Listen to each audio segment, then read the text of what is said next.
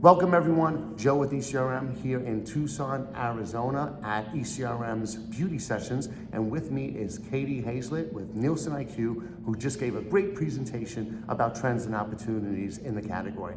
So one of the things she talked about was the intersection of beauty and wellness, and we're gonna dig into that topic a little bit here. So thanks again for the great presentation. And to start off, what are you seeing in the intersection of beauty and wellness? Yes, so what we're seeing with today's consumer is that they're not just thinking about beauty as how they look on the surface, but also how they feel on the inside as well. So what we're really seeing is this intersection of beauty and wellness where consumers are shopping across different categories, like not only just beauty and personal care, but personal health, supplements, functional beverages, and scented and fragrance oils. So what we're seeing is that these are adjacent categories that consumers are most often cross-shopping with beauty, and they're also trends that we're seeing very similarly aligned to beauty.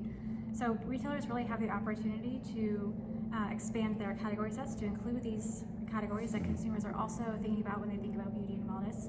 It's a great opportunity for different cross-merchandising.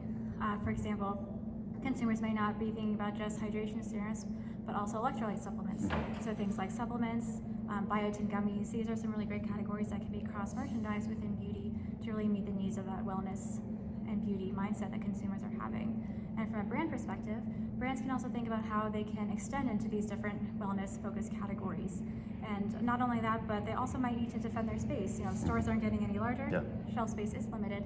So they're going to have to really expand their view of their competitive set, and they'll have to kind of defend their space against a wider scope of brands than previously before. That's awesome. And like you mentioned during your presentation, it's a combination of beauty, body, and mind. And what I like is that it's expanding into other categories as well outside of health and beauty care, right? So you have the functional beverages, you have food and beverage, right?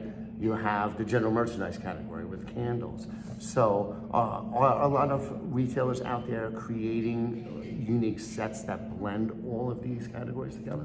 Yes, we're seeing, that's kind of how we came across our wellness and beauty definition, as we took a look at various retailer websites like Sephora, Ulta, department stores, and took a look at what other categories are they selling that are outside of our typical beauty and personal care definition.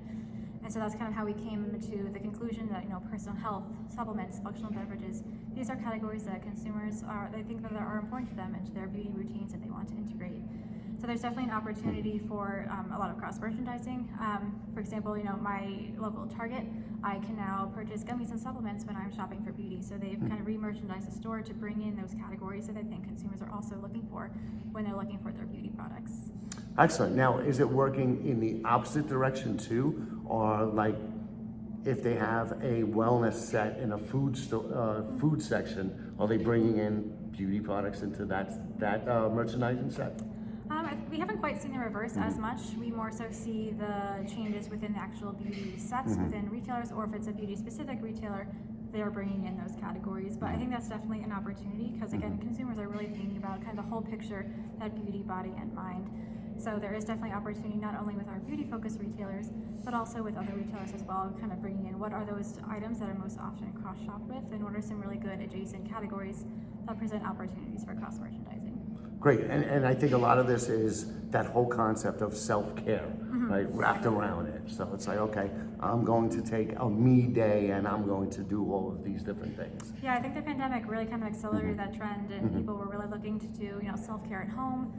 They really kind of took a look at their lifestyles and what they wanted to change, how they wanted to kind of improve their overall health and well-being. So I think that's was really a big accelerator of this trend that we're seeing. I think the economy has a role too, because instead of going to a nail salon, going to a spa and all of these different things, it's a lot more cost savings to just do it yourself, buy the products and do it yourself at home. Definitely. I have artificial nails on right now because See? I only wanted to pay, they cost me $10. I did them in my hotel room before the conference last night. It was quick, convenient, cost effective, and I think they look pretty good. So. Perfect example, see? Well, thank you so much. I really appreciate it. Thank you. Thank you for having me.